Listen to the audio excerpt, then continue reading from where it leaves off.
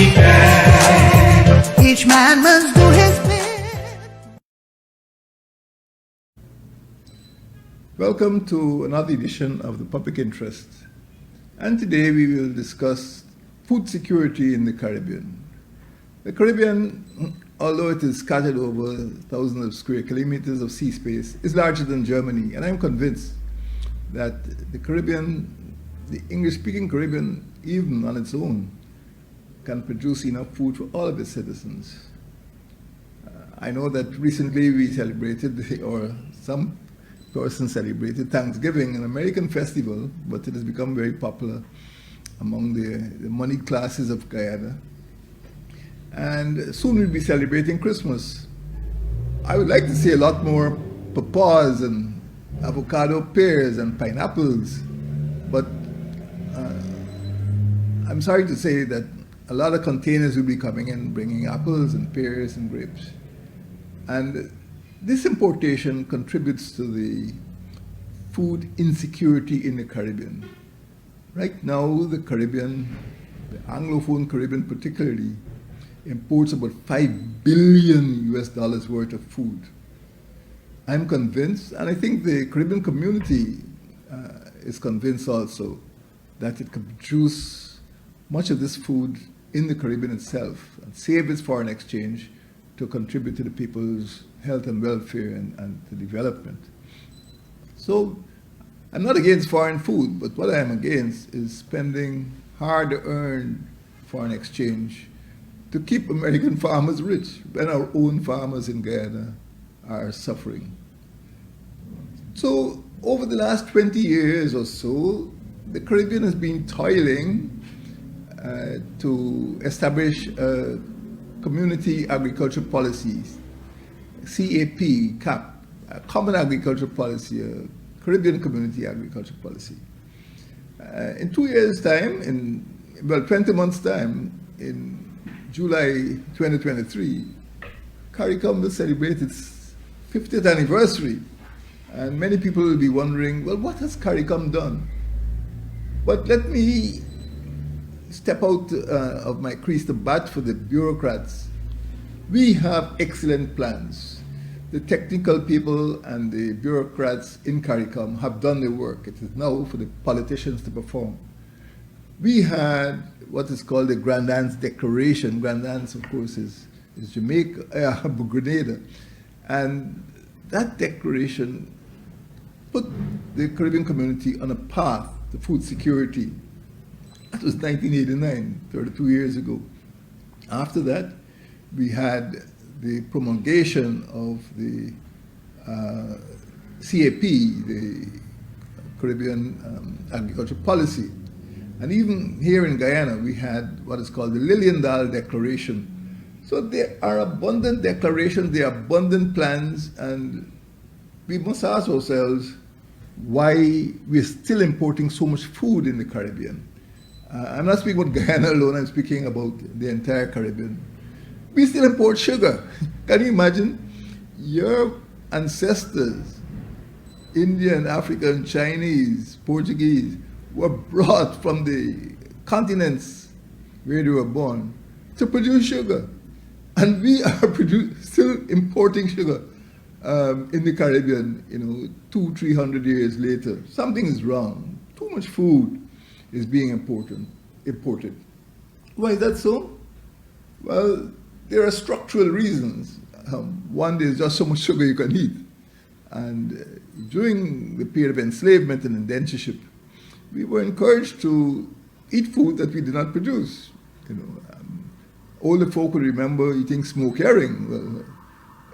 Well, we were suffering from the Dutch disease 300 years ago because we were producing foodstuff, sugar and so on for the Dutch, and we were importing herring from the Dutch. Many old folk grew up eating pigtail and salt beef. All these things were imported from overseas to feed the poorer classes.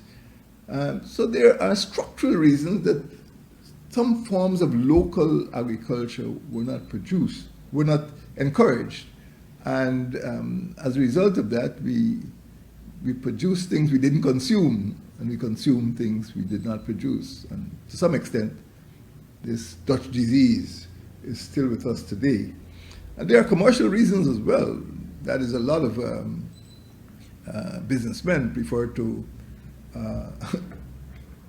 import a container of foodstuff rather than go around buying papaws and pineapples and mangoes and so on. Then, well, that is good business, I suppose, for them, but it's bad business for people whose livelihood depend on producing mangoes or pineapples or papaws and so on. And of course, there are cultural reasons that some people like to imitate foreign countries, and they feel that eating a 10-month-old apple is more nutritious than eating, a 10-hour-old fresh-picked mango. And those are cultural differences. I don't want to go there. We had a period in which we tried to encourage local produce, but right now we still have those cultural problems. And I'm sure yesterday people have been eating their turkey and their cranberry sauce. Not that it's good for Caribbean business. But over the years, we have been unable to establish a foundation for food security because of these structural and cultural anomalies in our economy. Despite the Grandin's Declaration of 1989, despite the Lilienthal Declaration, despite the promulgation of the Caribbean Agricultural Policy, the CAP, we still have been unable to implement the very recommendations that we asked for, that politicians asked for. In fact, what we see is that the bureaucrats did their work, but the politicians, unfortunately, have not put in place the mechanisms for the implementation of those plans, of those decisions. Now, why is that? Well, I don't mean to use a pejorative expression, but there is insularity. Some politicians respond to the demands of their own constituencies, and sometimes their constituencies are businessmen who import stock feed. They make their living by importing stock feed. So there's very little incentive to produce stock feed locally because the businessmen are not interested in local production. They're interested in importing stock feed. So we're keeping the farmers and the manufacturers of the United States and other countries rich. Then there's intransigence, that some people are prepared to fight off products from other countries. Like I have a recollection of going in the Pomeroon River and drinking some of the finest coconut water I've ever drunk in my life. I feel it's better than Philippine or Brazilian coconut water. And some people complain that they can't sell it in the Eastern Caribbean because the Eastern Caribbean will not buy Guyanese products. So we have to overcome that type of insularity, and we have to overcome the intransigence of political decision makers in other countries. And of course, there's the ideology. People feel that in a free market, consumers must be able to buy what they like, eat what they like. Well, I suppose that is all well and good, but it's not a matter of socialism or communism or authoritarianism, but we need to give greater support to our farmers and to local producers so that they too could enjoy the good life. It's not a matter of socialism, it's just a matter of good sense, that we could eat our own fruit and our own vegetables, and at the same time, give people freedom of choice. So, my friends, despite producing and promulgating these detailed plans over the years, and they are good plans, I would like more Guyanese to become familiar with the CAP, with the Community Agricultural Policy. There are other factors which affect our inability to fulfill or to reach the goal of food security. And apart from non-implementation of the decisions, there's a question of having an apparatus, having a bureaucracy within the country to implement the decisions of the CAP, of the CARICOM Secretariat, which has done excellent work. And as I said, we're coming up to the 50th anniversary, and people will blame CARICOM, but in fact, they should blame their own national governments for not implementing the plans which are on the table. Now, as part of this structural, I would say, disorder or deformity of Caribbean economies is the fact that we were wedded to producing crops which, are to some extent in decline. Sugar is in decline.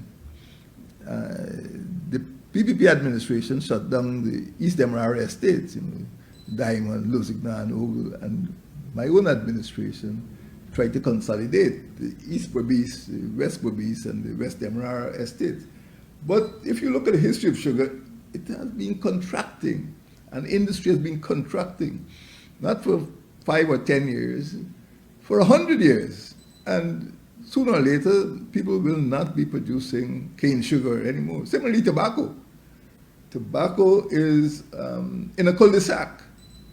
When I was a young person, in the cinema, you see movies with Humphrey Bogart, everybody is smoking. And of course, a sign of adolescence was to start smoking. So smoking was widespread, but people have discovered that, excessive smoking could be very harmful, and those crops, tobacco and sugar, will eventually disappear from the Caribbean. And we must be careful of that. But at the same time, there are other crops which we could produce which do not require massive mechanical or infrastructural systems to, for example, we can produce fruit. More cheaply, we can produce things like avocados, bananas. We do produce a lot of bananas. But our economy can't survive on bananas, as the saying, banana republic. So we must look at producing a wider range of foods to satisfy all the needs of our population. People must have access to good food, but at the same time, the food must be nutritious. So in the course of a day, week, or month, our populations must get easy access to sufficient food. That is what we call food security. And when we reach that state, that condition, you can say that your country is food secure. Statistically, Guyana is food secure, but we still import a lot of agricultural products, mainly stock feed. And they said, people are still importing milk and other farm products, dairy products. And if we are to establish food security for everyone in the Caribbean, we have to look at correcting those distortions and those deficiencies. So we need to put in place an architecture, a framework within each country to ensure that we can move more quickly towards that goal of food security. At the base of that must be agricultural education. It is not punishment to have children in primary or secondary or even university being involved in agriculture. And I'm not just harking back to the past, but it would have been desirable to have an agricultural institute in every region. And that's one of the reasons behind my establishment of 4 regional tongues at Mabaruma, Bartico, Mahdi, and Linden, and Lethem. The idea was that every capital tongue should have attached to it in the region a regional agricultural institute. certainly in Barima Winey region, there ought to be a regional agriculture. And there was the element of an institute at Hosaroro, but that didn't materialize. Similarly, Bartica, a town that administers a region bigger than the Netherlands, should have an agricultural institute. Rupununi, a huge region, bigger than Costa Rica. There should be an agricultural institute. When I was in office, forgive me for harking back to the past, I actually appointed a minister of rural affairs because most food is produced in the countryside, in rural areas. And you need somebody to get out of the boardroom, to get out of the ministry and go into the field, go into the villages and help to solve farmers' problems. Well, I think they've done away with that Minister of Rural Affairs, but it worked well. And especially at the time of the pandemic, I established something called the REAP, the Regional Entrepreneurial Agriculture Production Scheme, so that within every region, the government provided incentives for agricultural production. Linked with that was what we can call agro-processing mechanism, and now it is becoming more popular that people should not just simply produce, cassava or breadfruit, but should aim at making, breadfruit chips or cassava chips. The breadfruit chips or the plantain chips or the sweet potato chips could go into our fish and chip shops, for example. And it means also that the Ministry of Agriculture mustn't be left alone to help to promote food security. It is the Ministry of Foreign Affairs which should have high commissions in Trinidad and Barbados and other countries and use those high commissions, use those commercial attaches to promote the sale of Guyanese food products and also to encourage the food products of other Caribbean countries to come into Guyana. That is what the whole CAP is about. It is not a standalone show for one country. It is something that should be used throughout the Caribbean. But we cannot do it unless our governmental architecture is adequate and appropriate. Every year, religiously, people speak about food security. And quite recently, you heard people, in high office speaking about food security. Food security cannot happen on its own because when it comes down to implementation, when it comes down to the behavior of the governments, we see that all the plans hit a wall, hit a roadblock. And we need to look carefully at the structure of the Ministry of Foreign Affairs. It's not just about the, engagement with Kuwait and Saudi Arabia and Bahrain. And it is also about economic diplomacy right here in the Caribbean. And there's no reason why a country like Guyana should not have more high commissions in the Caribbean, particularly the Eastern Caribbean, Barbados, Trinidad, Tobago, and Grenada. And also why there should not be commercial attaches pushing the doors in all of the Caribbean countries, all 15 states, selling Guyanese products.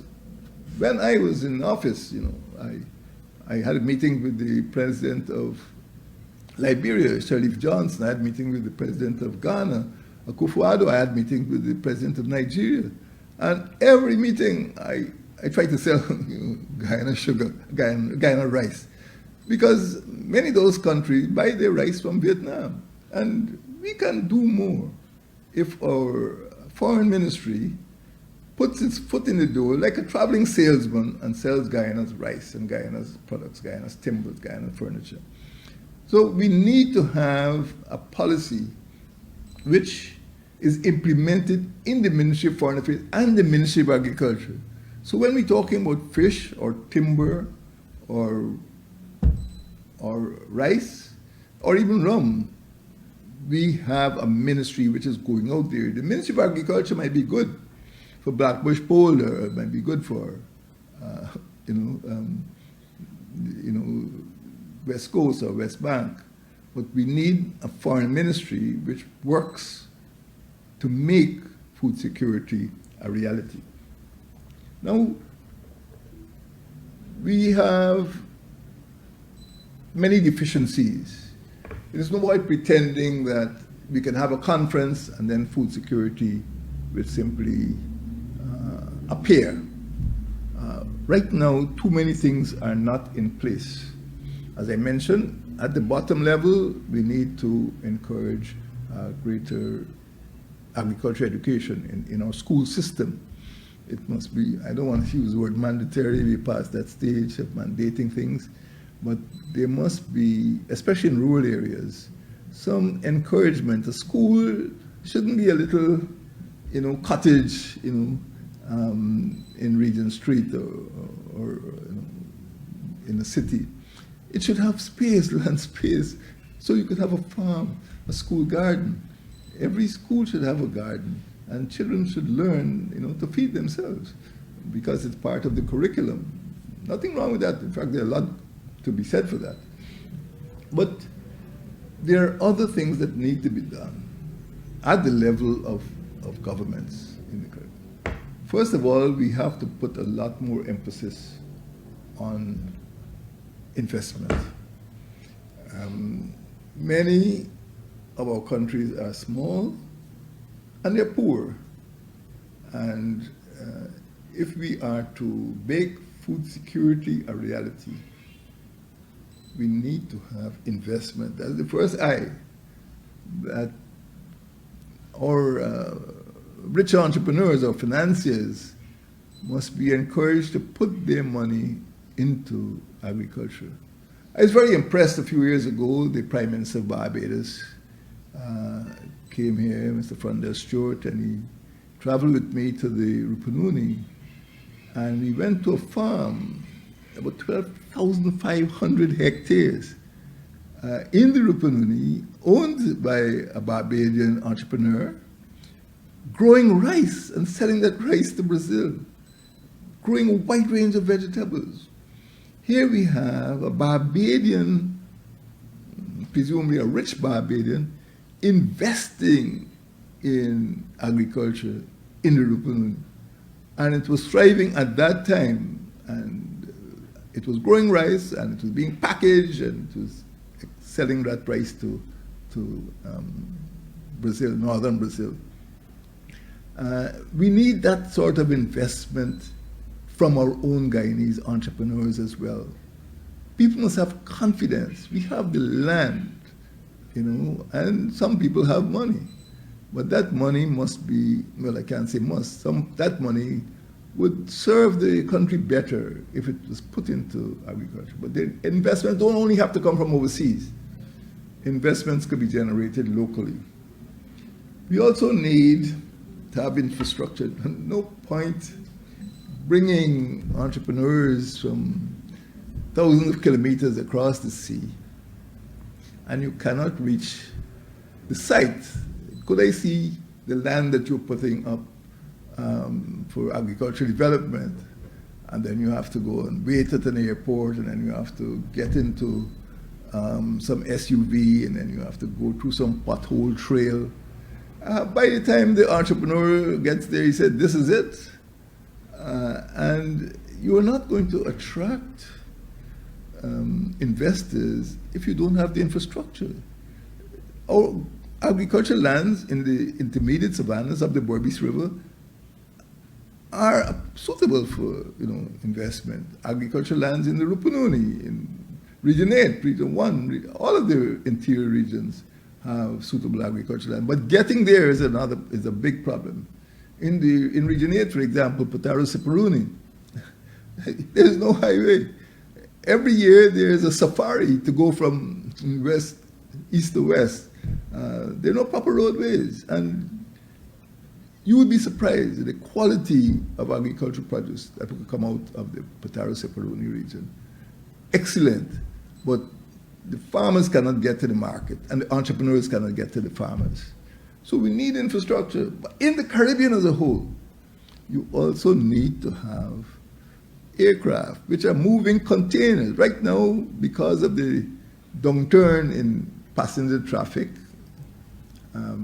many airlines I've read have converted to cargo planes. So we can move our fresh fruit and vegetables by cargo plane, because the seats could be taken out and the aircraft could be, customized for cargo. And we can move our produce around the Caribbean quickly. We have no, shipping lines that can move our containers. But just as the North American countries could bring containers of apples into our country, we can take containers of avocado pears and pineapples to other countries. So we need to look at that type of infrastructure, transportation infrastructure. So in addition to investment, we need infrastructure as well. We also need to be innovative. The days of a solitary farmer or going in the back dam with a cutlass and a crocus bag are over. We need to have innovation in the production of food. And we must always bear in mind that food production worldwide is highly competitive.